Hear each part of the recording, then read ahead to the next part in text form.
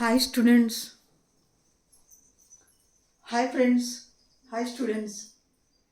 ఈరోజు మనం APPSC group 2 group 1 హిస్టరీలోని ఏపీపీఎస్సి గ్రూప్ 1 గ్రూప్ 2 ఎగ్జామ్స్ కోసం ప్రిలిమ్స్ కోసం హిస్టరీలోని ఇంపార్టెంట్ బిట్స్ గురించి తెలుసుకుందాం.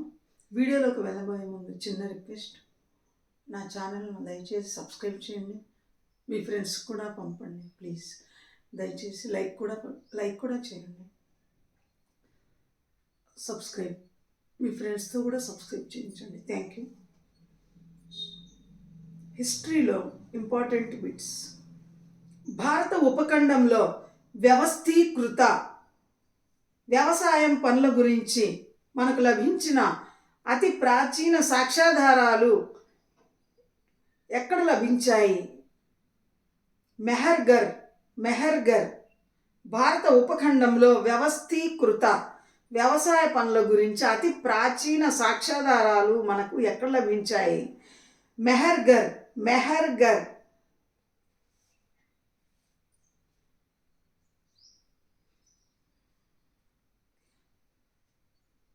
హరప్పాలో లభించిన మట్టి ఇటుక కట్టడాలు హరప్పా కాలంలో ఈ కాలం నాటివి. హరప్పా సంస్కృతి చివరి కాలం నాటివి. హరప్పా నాగరికతలోని చివరి కాలం నాటివి. హరప్పాలో లభించిన మట్టి ఇటుక కట్టడాలు ఈ కాలం నాటివి. హరప్పా సంస్కృతిలోని చివరి కాలం నాటివి. హరప్పా నాగరికతలోని చివరి కాలం నాటివి. హరప్పా వర్తకంలో ముఖ్యమైన హరప్పా నాగరికత కాలం నాటి వర్తకంలో ముఖ్యమైన రాళ్ళు వజ్రాలు రత్నాలు ఎక్కడి నుంచి దిగుమతి చేసుకునేవారు? బదక్షాన్ నుంచి దిగుమతి చేసుకునేవారు. బదక్షాన్ అన్న ప్రాంతం నుంచి దిగుమతి చేసుకునేవారు. హరప్పా తవ్వకాల్లో లభించిన టెర్రాకోట్ మట్టి బొమ్మలను ఏ విధంగా చేసేవారు? బ్లేడ్తో చెక్కడం ద్వారా చేసేవారు. బ్లేడ్స్ లాంటి సాధనాలతో చెక్కడం ద్వారా చేసేవారు. బ్లేడ్స్ లాంటి సాధనాల ద్వారా చెక్కడం ద్వారా హరప్పాలోని టెర్రాకోట్ మట్టి బొమ్మలను చేసేవారు. హరప్పా తరహాలోనే సాంకేతిక విలువల్ని పోలి ఉన్న కాంస్యపు పలక గోదావరి లోయలో ఎక్కడ లభించింది? దైమాబాదులో లభించింది. హరప్పా తరహా సాంకేతిక విలువలు కలిగిన కాంస్యపు పలక గోదావరి లోయలో ఎక్కడ లభించింది? దైమాబాదులో లభించింది. ఋగ్వేదాన్ని అనువదించడంలో ఏ వ్యాఖ్యాత గ్రంథం మనకు ఉపయోగపడింది? ఋగ్వేదాన్ని అనువదించడంలో ఏ వ్యాఖ్యాత గ్రంథం ఉపయోగపడింది? పతంజలి గ్రంథం. సంగం తమిళుల ప్రధాన దైవం మురుగన్ పర్యాయపదం ఏది? స్కంధుడు.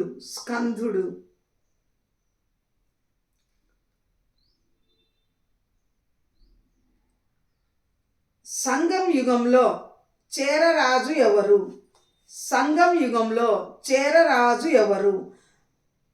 సెంగుట్టువాన్.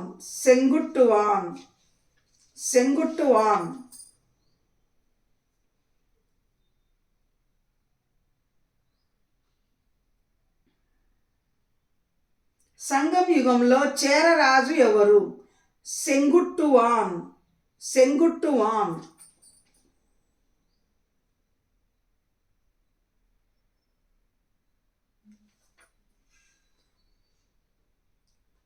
బౌద్ధ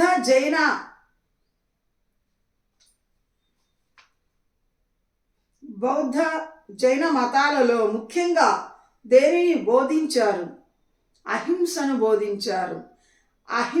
ప్రబోధించారు. కనకముని అని ఎవరిని పిలిచేవారు?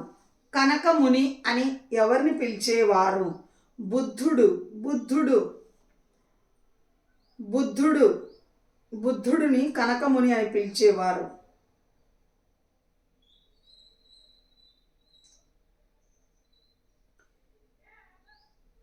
ఏ ఏ చక్రవర్తులు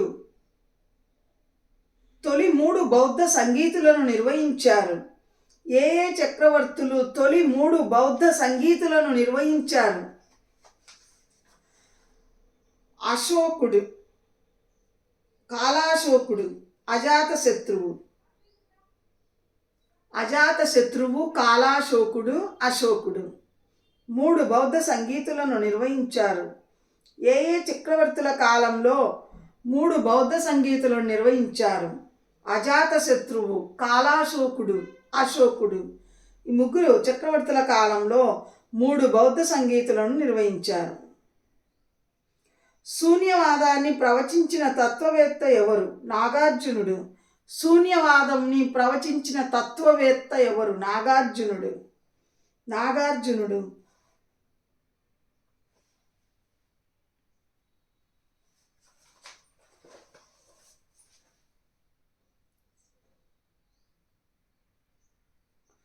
వైదిక ఋషులు నొక్కి చెప్పిన వేదాల్లోని రిత అన్న పదానికి అర్థం ఏమిటి? నైతిక నియమావళి. నైతిక నియమావళి. వైదిక ఋషులు నొక్కి చెప్పిన వేదాల్లోని రిత అనే పదానికి అర్థం ఏమిటి? రిత అనే పదానికి అర్థం ఏమిటి? నైతిక నియమావళి. నైతిక నియమావళి. వేదాల్లో పేర్కొన్న సీత అనే మాటకు అర్థం నాగేటి చాలు, నాగలి చాళ్ళు, నాగేటి చాలు లేదా నాగలి చాళ్ళు. వేదాల్లో చెప్పబడిన సీత, సీత అనే మాటకు అర్థం నాగేటి చాలు లేదా నాగేటి చాళ్ళు.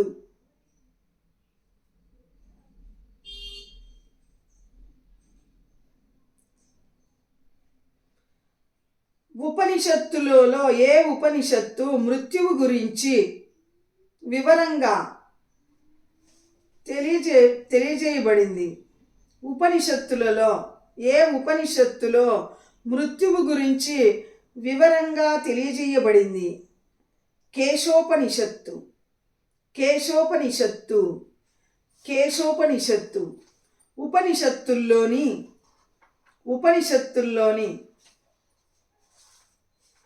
ఉపనిషత్తుల్లోని ఏ ఉపనిషత్తుల్లో మృత్యువు గురించి వివరంగా చెప్పబడింది? కేశోపనిషత్తు. కేశోపనిషత్తు.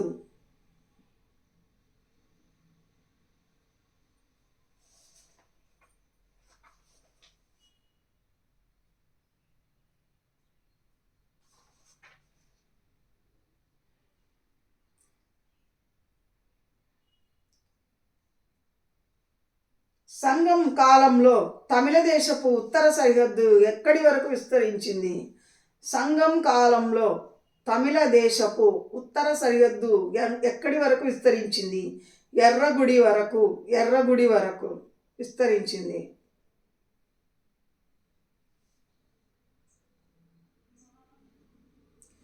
జైన కథనాల ప్రకారం అశోకుడి మనవడైన సంప్రాతి రెండవ రాజధాని ఏది? ఉజ్జయిని. ఉజ్జయిని. జైన కథనాల ప్రకారం, జైన మతాలలోని కథనాల ప్రకారం, జైన మతంలోని కథనాల ప్రకారం, జైన కథనాల ప్రకారం అశోకుడి మనవడైన సంప్రాతి రెండవ రాజధాని ఏది? ఉజ్జయిని. ఉజ్జయిని. కౌటిల్యుడి అర్థశాస్త్రం. కౌటిల్యుడు లేదా చాణక్యుడు. కౌటిల్యుడు లేదా చాణక్యుడు అర్థశాస్త్రం ప్రకారం సైన్యంలో ఏ వర్గం ఉండేవారు? క్షత్రియులు మాత్రమే ఉండేవారు. కౌటిల్యుడి లేదా చాణక్యుడు. కౌటిల్యునే చాణక్యుడు అని కూడా పిలుస్తారు. కౌటిల్యుడు లేదా చాణక్యుడి అర్థశాస్త్రం ప్రకారం సైన్యంలో ఏ వర్గం వారు ఉండేవారు? క్షత్రియులు మాత్రమే ఉండేవారు. క్షత్రియులు మాత్రమే ఉండేవారు. అశోకుడి స్తంభ శాసనాలపైన ఏ జంతువులు శిల్పాలలో ఉన్నాయి? అశోకుడి స్తంభ శాసనాలపైన ఏ జంతువుల శిల్పాలు ఉన్నాయి? సింహము, ఎద్దు, గుర్రం.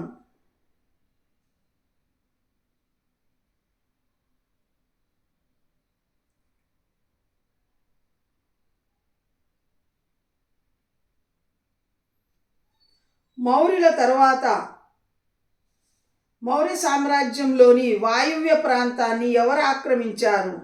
బ్యాక్ట్రియన్ గ్రీకులు ఆక్రమించారు. బ్యాక్ట్రియన్ గ్రీకులు ఆక్రమించారు. మౌర్యుల తర్వాత మౌర్య సామ్రాజ్యంలోని వాయువ్య ప్రాంతాన్ని మౌర్య సామ్రాజ్య వాయువ్య ప్రాంతాన్ని ఎవరు ఆక్రమించారు?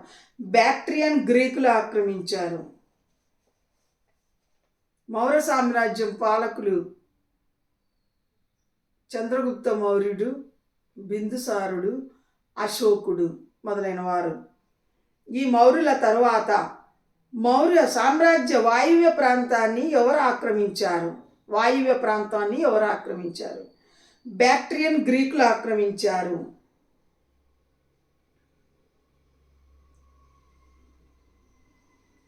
జైన మతం ఎక్కువగా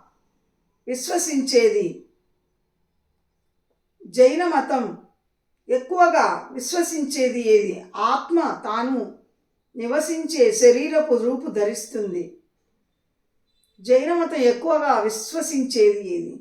ఆత్మ తాను నివసించే శరీరపు ఆత్మ తాను వసించే శరీరపు రూపు ధరిస్తుంది.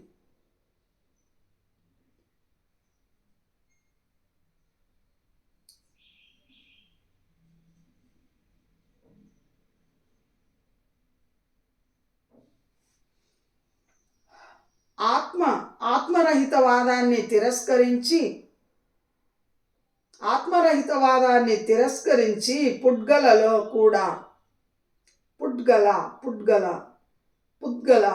కూడా ఆత్మ ఉంటుందని వాదించిన బౌద్ధ మత వర్గం ఏది?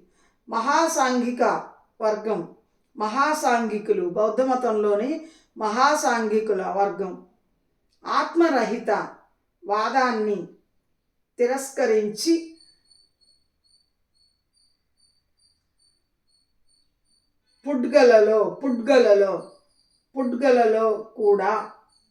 పుడ్గలలో కూడా ఆత్మ ఉంటుందని వాదించిన బౌద్ధ మత వర్గం ఏది? మహాసాంఘికులు అనే వర్గం. బౌద్ధ మత వర్గంలో మహాసాంఘికులు అనే వర్గం.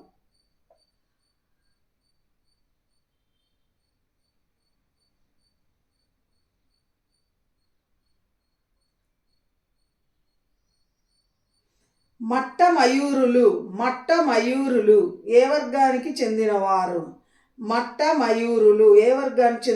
శైవ వర్గానికి చెందినవారు. శైవులు.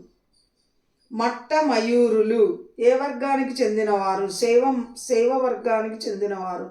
శైవులు అంటే శివుని ప్రార్థించేవారు, శివుణ్ణి ఆరాధించే వారిని శైవులు అంటారు. మట్ట మయూరులు ఏ వర్గానికి చెందినవారు? శైవులు. ప్రబంధ చింతామణి రచయిత ఎవరు? మేరుతుంగ. ప్రబంధ చింతామణి రచయిత ఎవరు? మేరుతుంగ. మౌర్య చక్రవర్తి అయిన బిందుసారుడి పాలనలో కొందరు దుర్మార్గులు ఉద్యోగులపై ఫిర్యాదు చేసిన నగర ప్రజలు ఎవరు? ఏ నగర ప్రజలు? తక్షశిల. బిందుసారుడు అంటే మౌర్యుల చక్రవర్తి. చంద్రగుప్త మౌర్యుడి తర్వాత చంద్రగుప్తుడి కుమారుడు బిందుసారుడి కుమారుడు అశోకుడు. ఈ విధంగా బిందుసారుడి పాలనలో కొందరు దుర్మార్గులైన ఉద్యోగులపై ఫిర్యాదు చేసిన నగర ప్రజలు ఏ నగరానికి చెందినవారు? తక్షశిల నగరానికి చెందినవారు.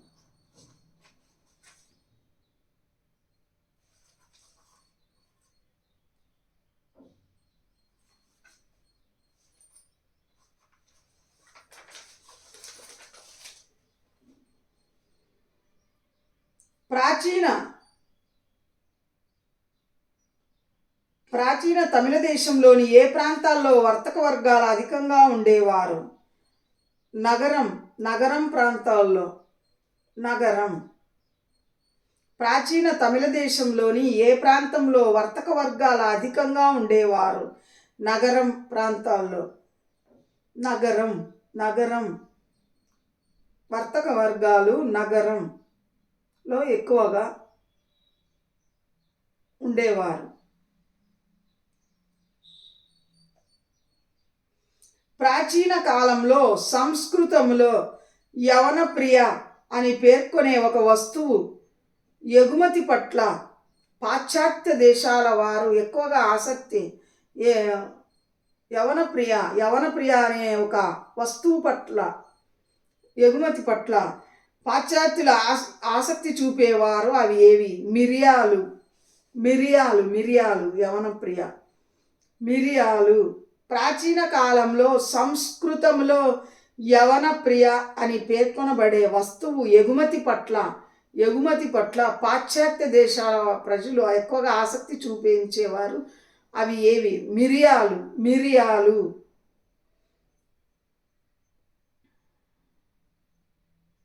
శాతవాహనులు తమ నాణ్యాలను అచ్చువేయడానికి ఉపయోగించే లోహాలు ఏవి? శాతవాహనులు తమ నాణ్యాలను అచ్చువేయడానికి ఉపయోగించిన లోహాలు ఏవి? రాగి, సీసం,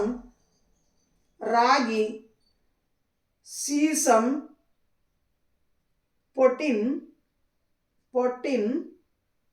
వెండి. రాగి, సీసం, పొటిన్, వెండి. రాగి, సీసం, పొటిన్, వెండి. బుద్ధుడి కాలంలో ఉన్న మహానగరాలు ఎన్ని? 6. బుద్ధుని కాలంలో అంటే బుద్ధుడు జీవించి ఉన్న కాలంలో, గౌతమ బుద్ధుడి కాలంలో ఉన్న మహానగరాలు ఎన్ని? 6.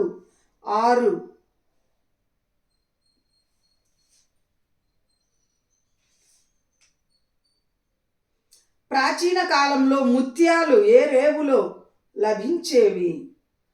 తమిళగం. ప్రాచీన కాలంలో ముత్యాలు ఏ రేవులో లభించేవి? తమిళగం.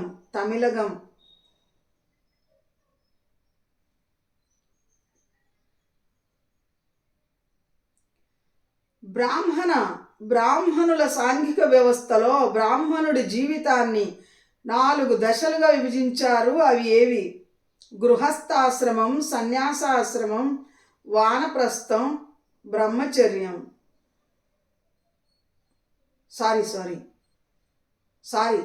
బ్రహ్మచర్యం, గృహస్థాశ్రమం, వానప్రస్థం, సన్యాసాశ్రమం. బ్రహ్మచర్యం అంటే వివాహం కాకముందు బ్రహ్మచర్యం, తర్వాత గృహస్థాశ్రమం, వివాహమైన తర్వాత గృహస్థ ఆశ్రమం నిర్వహించడం, తర్వాత వానప్రస్థం అంటే అన్ని బాధ్యతలు నెరవేర్చిన తర్వాత దైవచింతనలో గడపడం. 4 సన్యాసం, చివరికి అన్ని బాధ్యతలు నిర్వహించి సన్యాసిగా అన్నీ త్యజించి సన్యాస జీవితం గడపడం. బ్రహ్మచర్యం, గృహస్థ, వానప్రస్థ, సన్యాసం. ఈ 4 వరుసగా బ్రాహ్మణ సాంఘిక జీవితంలో 4 దశలుగా విభజించారు. బ్రాహ్మణ సాంఘిక వ్యవస్థలో బ్రాహ్మణుల జీవితాన్ని 4 దశలుగా విభజించారు. అవి ఏవి? బ్రహ్మచర్యం, గృహస్థాశ్రమం, వానప్రస్థాశ్రమం, సన్యాసాశ్రమం.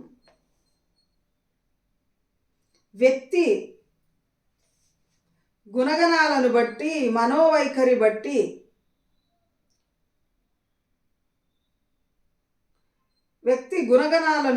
మనోవైఖరిని బట్టి, వ్యక్తి చేసే పనులను బట్టి, వృత్తులను బట్టి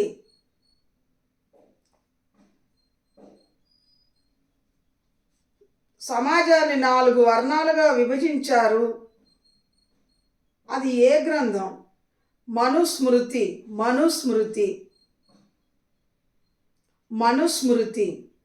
బ్రాహ్మణ, క్షత్రియ, వైశ్య, శూద్ర అని 4 వర్ణాలుగా మనుస్మృతిలో విభజించడమైంది. ఏ రాజవంశం కాలంలో సామంతరాజ వ్యవస్థ ప్రబలంగా ఉండేది? కుషానుల రాజవంశం పాలనా కాలంలో. ఏ రాజవంశం పాలనా కాలంలో సామంత రాజ వ్యవస్థ ప్రబలంగా ఉండేది? ప్రబలంగా అంటే ఎక్కువగా ఉండడం.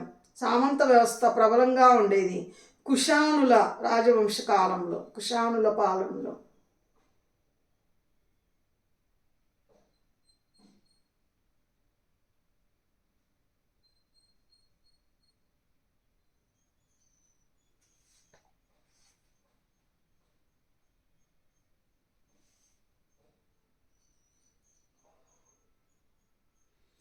ప్రాచీన విదిశ నగరం ఏ నదీ తీరంలో ఉండేది? నేత్రావతి నది తీరంలో ఉండేది. ప్రాచీన విదిశ నగరం ఏ నదీ తీరంలో ఉండేది? నేత్రావతి నదీ తీరం. ప్రాచీన విదిశ నగరం ఏ నదీ తీరంలో ఉండేది? నేత్రావతి నది.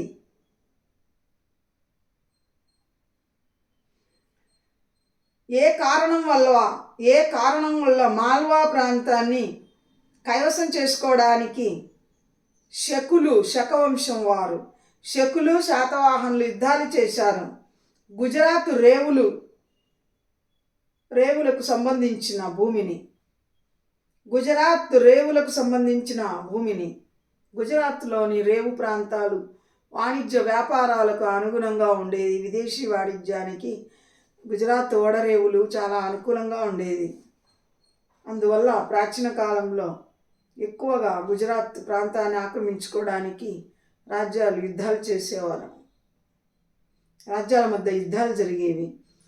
ఏ కారణం వల్ల మాల్వా ప్రాంతాన్ని కైవసం చేసుకోవడానికి శకులు శాతవాహనులు యుద్ధాలు చేశారు. గుజరాత్ రేవులకు సంబంధించిన భూమి స్వాధీనం చేసుకోవడానికి శకులు శాతవాహనులు ఎక్కువగా యుద్ధాలు చేశారు.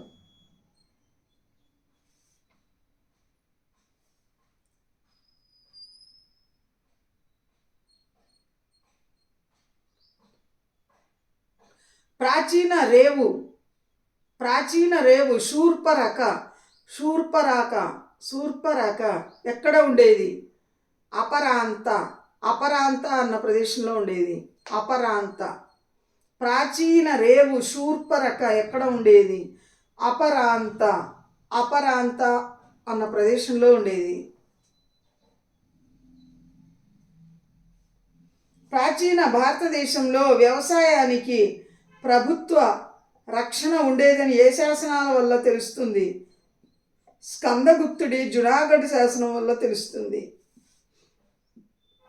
ప్రాచీన భారతదేశంలో వ్యవసాయానికి ప్రభుత్వ రక్షణ ఉండేది అని ఏ శాసనం వల్ల తెలియవస్తోంది? స్కందగుప్తుడి జునాగఢ్ శాసనం. స్కందగుప్తుడి జునాగఢ్ శాసనం వల్ల తెలుస్తుంది.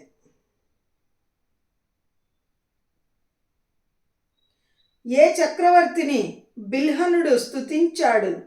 6వ విక్రమాదిత్యుని. ఏ చక్రవర్తిని బిల్హనుడు స్తుతించాడు? 6వ విక్రమాదిత్యుడిని బిల్హనుడు స్తుతించాడు.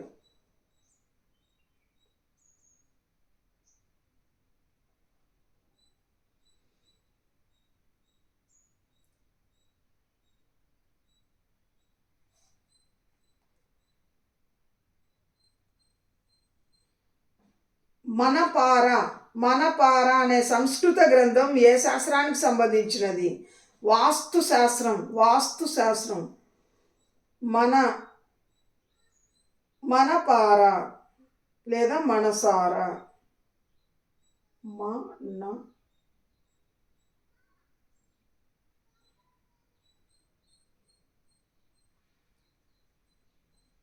మనపార లేదా మనసార అనే సంస్కృత గ్రంథం ఏ శాస్త్రానికి సంబంధించింది? వాస్తు శాస్త్రానికి సంబంధించినది.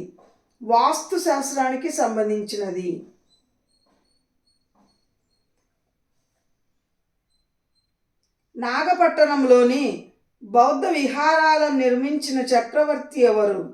శ్రీవిజయ రాజ్యానికి చెందిన రాజు. నాగపట్టణంలోని బౌద్ధ విహారాలను నిర్మించిన చక్రవర్తి ఎవరు? శ్రీవిజయ రాజ్యానికి చెందిన రాజు.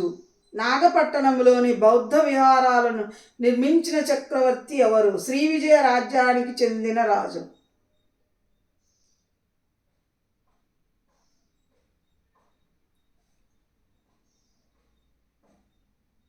శాతవాహన సామ్రాజ్యం ప్రముఖ నగరం ఏది? శాతవాహన సామ్రాజ్యపు ప్రముఖ నగరం ఏది? చిరాండ్. చిరాండ్. శాతవాహన సామ్రాజ్యపు ప్రముఖ నగరము ఏది? చిరాండ్. చిరాండ్.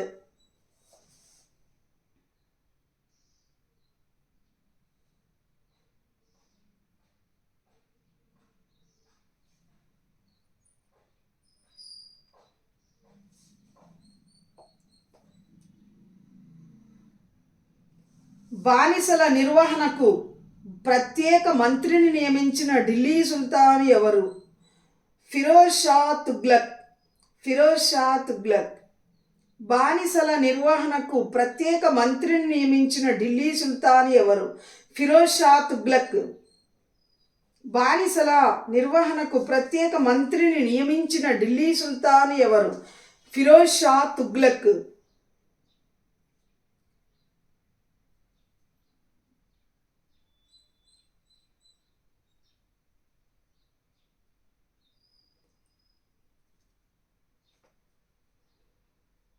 పాలు ఈనాం. పాలు ఈనాం గ్రాంట్లను రద్దు చేసిన ఢిల్లీ సుల్తాన్ ఎవరు? అల్లావుద్దీన్ ఖిల్జీ. పాలు పాలా పౌలా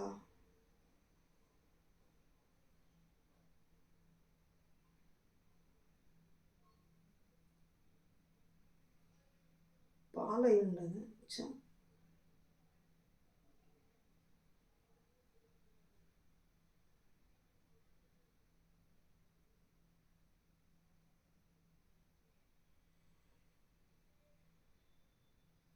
సాలు.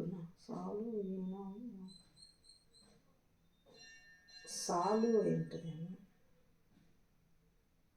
సారీ స్టూడెంట్స్, ఇదేదో కరెక్ట్గా లేదు.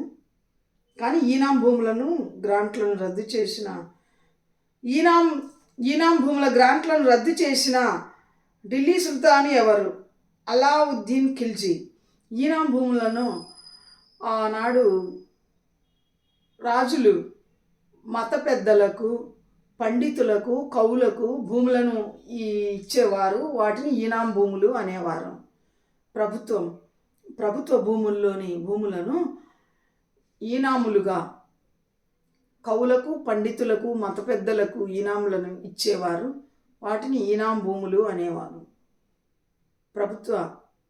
ప్రభుత్వ భూముల్లోని భూములను ఆనాటి రాజులు, మొఘల్ చక్రవర్తులు, రాజుల కాలంలో మొఘల్ చక్రవర్తులైనా సరే ఎవరైనా సరే రాజుల కాలంలో కవులకు, పండితులకు, మత పెద్దలకు భూములను ఇచ్చేవారు. వాటిని ఈనాం భూములు అని పిలిచేవారు. అలాగే జమీందారులకు, సంస్థానాధీశులకు ఇచ్చే భూములను జాగీర్లు అనేవారు. జాగీర్లు. ప్రభుత్వానికి సంబంధించిన, చక్రవర్తికి సంబంధించిన భూములను ఖలీసా భూములు అని పిలిచేవారు. కవులకు, పండితులకు, మత పెద్దలకు ఇచ్చే భూములను ఈనాం భూములు అనేవారు. ఆ విధంగా మొఘల్ చక్రవర్తుల కాలంలో హుమాయూన్, బాబర్, అక్బర్ మొదలైన వారంతా మొఘల్ చక్రవర్తులు ఈనాం భూములను ఇచ్చేవారు పండితులకు, కవులకు, మత పెద్దలకు. కానీ అల్లావుద్దీన్ ఖిల్జీ కాలంలో ఈనాం భూములను రద్దు చేశాడు. ఈనాం భూములను ఖిల్జీ పరిపాలనలో ఢిల్లీకి సుల్తానుగా పరిపాలించిన అల్లావుద్దీన్ ఖిల్జీ కాలంలో ఈనాం భూములను, గ్రాంట్లను రద్దు చేశాడు. ఏ ఢిల్లీ సుల్తాన్ల కాలంలో ఈనాం భూములు, గ్రాంట్లను రద్దు చేయబడింది? ఆ ఢిల్లీ సుల్తాన్ ఎవరు? అల్లావుద్దీన్ ఖిల్జీ. ఢిల్లీ సుల్తాన్ల కాలంలో ఏ వర్గం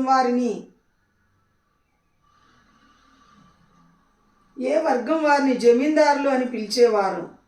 పెద్ద పెద్ద భూస్వాములను జమీందారులు అని పిలిచేవారు. ఢిల్లీ సుల్తాన్ల కాలంలో ఏ వర్గం వారిని జమీందారులు అని పిలిచేవారు? పెద్ద పెద్ద భూస్వాములను జమీందారులు అని పిలిచేవారు.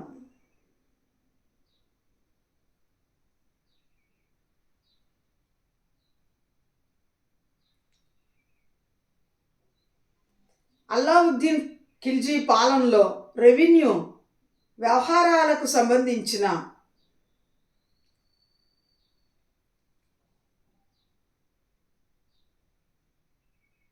అల్లావుద్దీన్ ఖిల్జీ పాలనలో రెవెన్యూ వ్యవహారాలకు సంబంధించిన విషయాలు ఏవి? భూమి శిస్తు వసూళ్లకు ముఖద్దం చౌదరీస్ కూట్ల సర్వీసుల వినియోగం, వారికి ఇచ్చే నిర్వహణ ఖర్చులపై భారీ కోత. భూమి శిస్తు వసూళ్లకు ముఖద్దం చౌదరీస్ కూట్ల అనే అధికారుల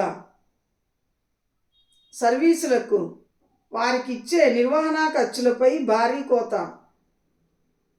విధించడం.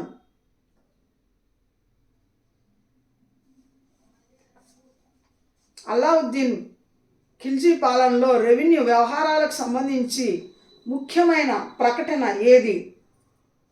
భూమి శిస్తు వసూళ్లకు సంబంధించిన ముఖద్దం చౌదరీస్ కూట్లు అనే అధికారుల సర్వీసుల వారికి ఇచ్చే నిర్వహణ ఖర్చులపై కోత విధించడం.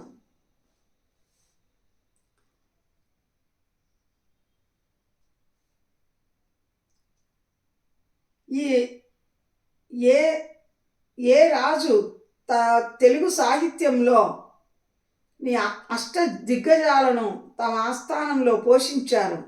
కృష్ణదేవరాయలు.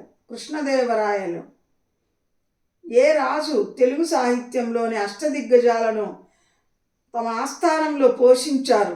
కృష్ణదేవరాయలు.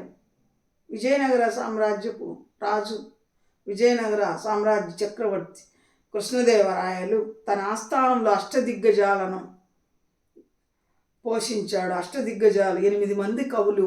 అంటే 8, అష్టదిగ్గజాలు అంటే 8 మంది గొప్ప దిగ్గజాలైన పండితులను పోషించాడు. 8 మంది పండితులు, గొప్ప పాండిత్యం గల 8 మంది పండితులను అష్టదిగ్గజాలని పిలిచేవారు. ఈ అష్టదిగ్గజాలను కృష్ణదేవరాయలు తన ఆస్థానంలో పోషించాడు. విజయనగర సామ్రాజ్యంలో కసాయి గుల్లా పన్ను ఎవరిపై విధించేవారు? కసాయి వారిపై విధించేవారు. విజయనగర సామ్రాజ్యంలో కసాయి గుల్లా అనే పన్నును ఎవరిపై విధించేవారు? కసాయి వారిపై విధించేవారు. విజయనగర సామ్రాజ్యంలో కసాయి గుల్లా అనే పన్నును ఎవరిపై విధించేవారు? కసాయి వారిపై విధించేవారు. కసాయి వారు అంటే జంతువులను మాంసం అమ్ముకునేవారు. జంతువులను వధించి మాంసం అమ్ముకునే కసాయి వాళ్ళు, వారిని కసాయి వారు అని పిలిచేవారు. విజయనగర సామ్రాజ్యం బహమనీ సామ్రాజ్యం మధ్య ఘర్షణలకు ముఖ్య కారణం ఏది? రాయచూరు దోబ్ ప్రాంతాలపై ఆధిపత్యం కోసం. రాయచూరు దోబ్ ప్రాంతాలపై ఆధిపత్యం కోసం విజయనగర సామ్రాజ్యం బహమనీ రాజ్యాల మధ్య ఘర్షణకు ముఖ్య కారణం ఏది? రాయచూరు దోబు ప్రాంతాలపై ఆధిపత్యం కోసం.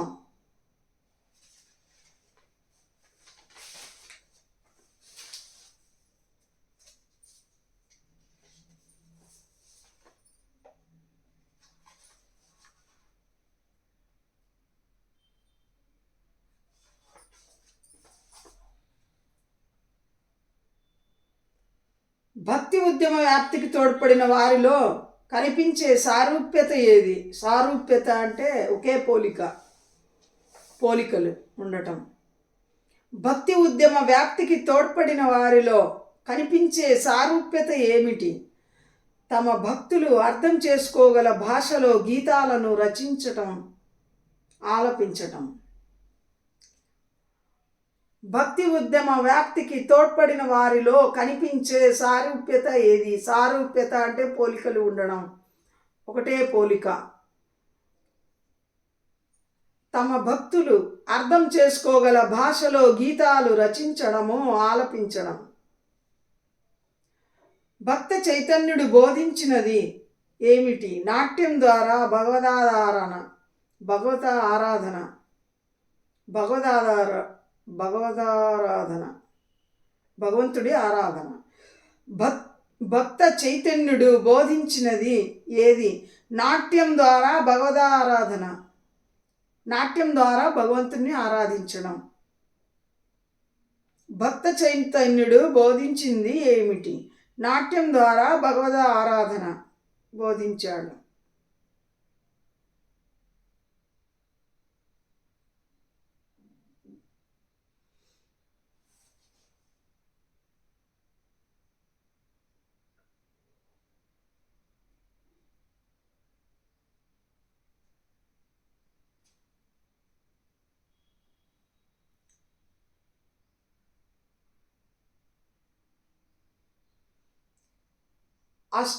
అష్టచాప్గా ఏర్పడిన 8 మంది శిష్యులు ఏ గురువుకు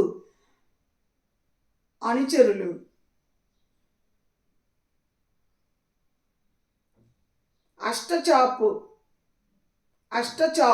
అష్టచాప్గా ఏర్పడిన 8 మంది శిష్యులు ఏ గురువుకు అనుచరులు?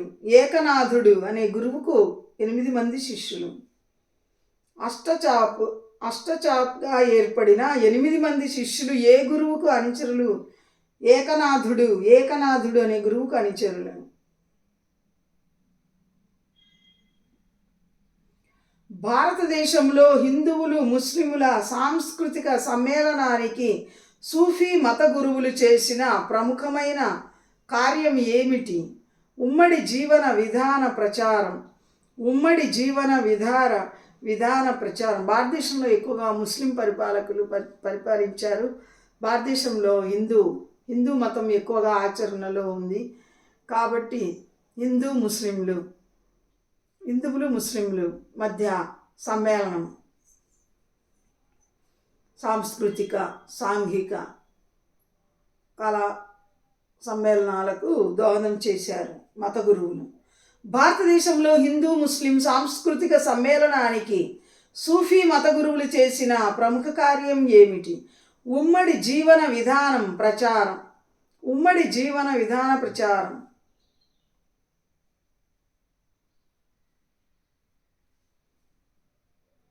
రామానుజుడు ఎక్కువగా దేనిని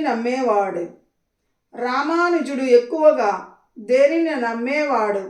బ్రహ్మం నిర్గుణమైనదని రామానుజుడు నమ్మేవాడు. రామానుజుడు ఎక్కువగా దేనిని నమ్మేవాడు? రామానుజుడు ఎక్కువగా బ్రహ్మం నిర్గుణమైనదని నమ్మేవాడు.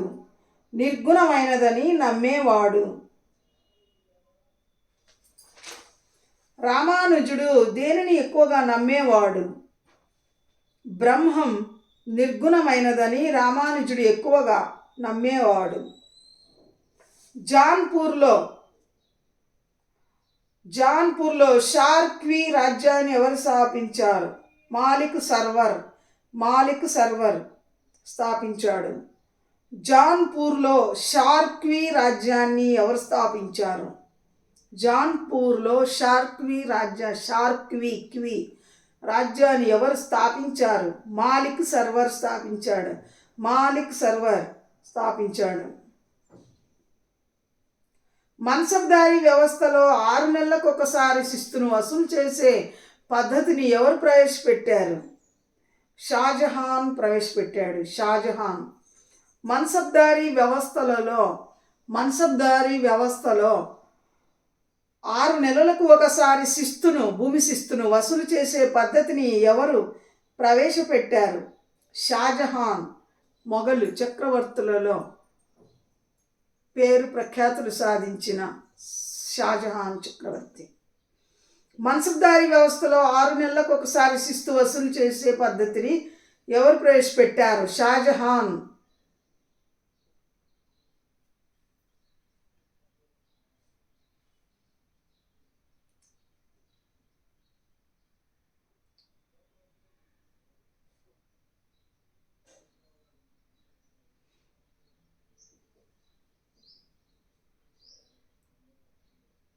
మొఘళ్ళ పరిపాలనా కాలంలో మొఘలుల పరిపాలనా యంత్రాంగంలో మదాద్ మదాద్ ఈ మష్ అంటే అర్థమేంటి?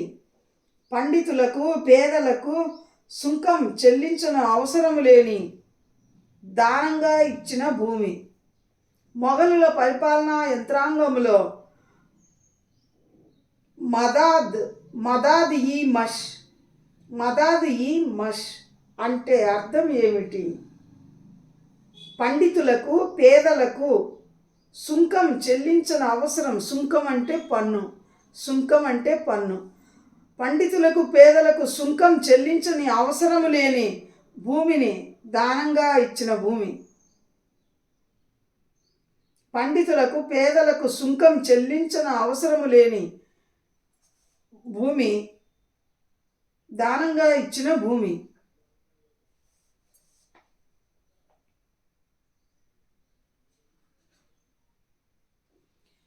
ఏ మొఘల్ చక్రవర్తుల కాలంలో దస్సాల అనే రెవెన్యూ పద్ధతిని ప్రవేశపెట్టారు?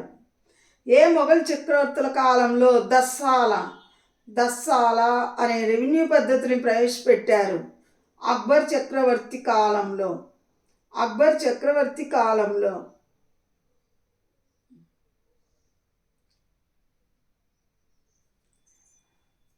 చిత్రకళను ద్వేషించేవారంటే నాకు ఇష్టం లేదు. చిత్రకారుడికి ఏవైనా దైవిక శక్తులు ఉన్నాయేమో అని నాకు అనిపిస్తుంది అన్నది ఎవరు? అక్బర్ చక్రవర్తి. చిత్రకళ అంటే పెయింటింగ్ బొమ్మలు వేయడం. చిత్రకళను ద్వేషించే వారంటే నాకు ఇష్టం లేదు. చిత్రకారుడికి ఏవైనా దైవిక శక్తులు ఉన్నాయేమోనని నాకు అనిపిస్తుంది అని అన్నది ఎవరు? అక్బర్ చక్రవర్తి.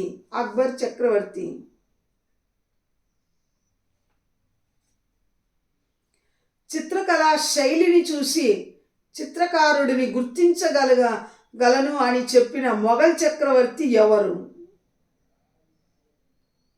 జహంగీర్.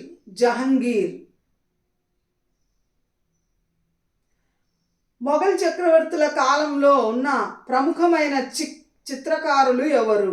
మురాద్, మన్సూర్ వంటి ఉత్తమ చిత్రకారులు మొఘల్ ఆస్థానంలో ఉండేవారు. చిత్రకళా శైలిని చూసి చిత్రకారుడిని గుర్తించగలను అని చెప్పిన మొఘల్ చక్రవర్తి ఎవరు? జహంగీర్. మొఘల్ చక్రవర్తుల కాలంలో ఉన్న చిత్రకారులు ఎవరు? మురాద్ మరియు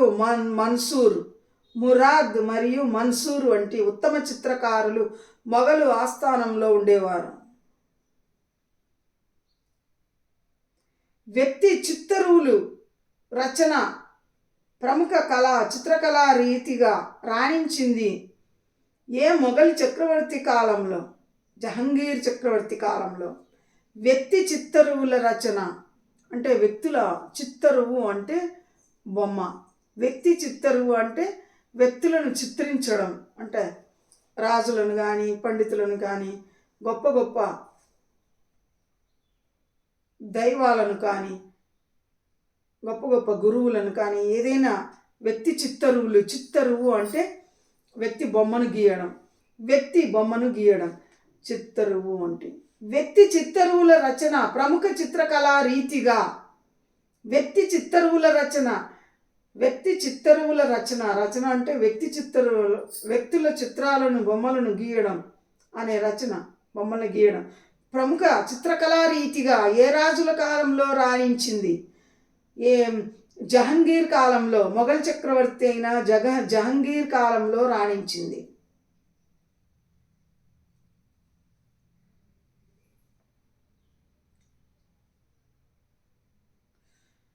హిందూ మతం బౌద్ధ మతం కట్టడాలతో పోలిస్తే ఇస్లామిక్ కట్టడాలలో విభిన్నంగా కనిపించే ప్రముఖ అంశం ఏది? కమాను గుమ్మటం. కమాను గుమ్మటం వీటి మిశ్రమం. హిందువులు బౌద్ధులు కట్టడాలతో పోలిస్తే ఇస్లామిక్ కట్టడాలలో విభిన్నంగా కనిపించే అంశం ఏది? కమాను గుమ్మటం అన్నది ఇస్లామిక్ కట్టడాల్లో కనిపిస్తుంది. షేర్షా సమాధి ఉన్న నగరం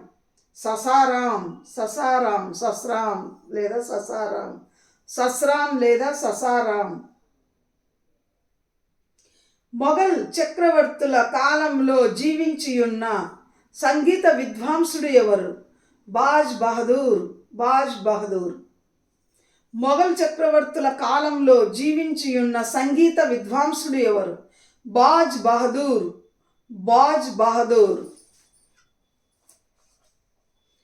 మొఘలుల కాలం నాటి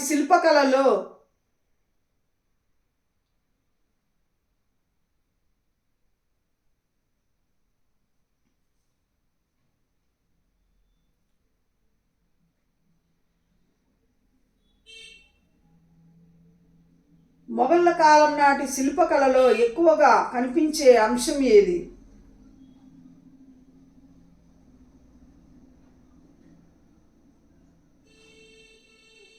పూలదండల చెక్కడాలు, జంతువుల బొమ్మలు.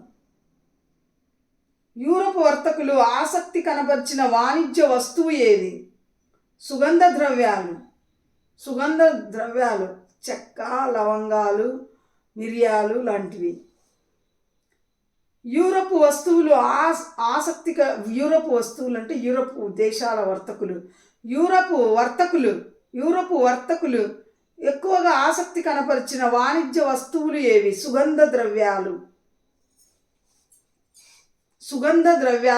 చెక్క, లవంగాలు,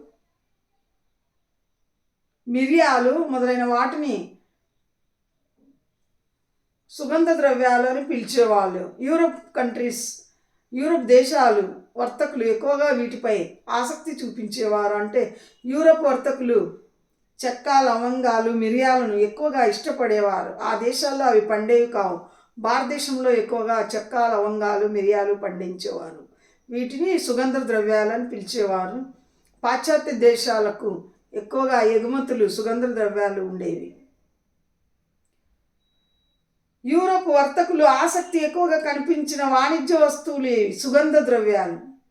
ఇండియాలో ప్రాచీనమైన ఫ్రెంచి వలసరాజ్యం ఏది?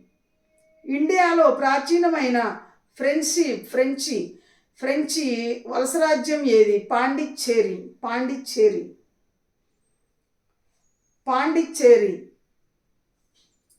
నెక్స్ట్ వీడియోలో మరికొన్ని విషయాలు తెలుసుకుందాం. Thank you students.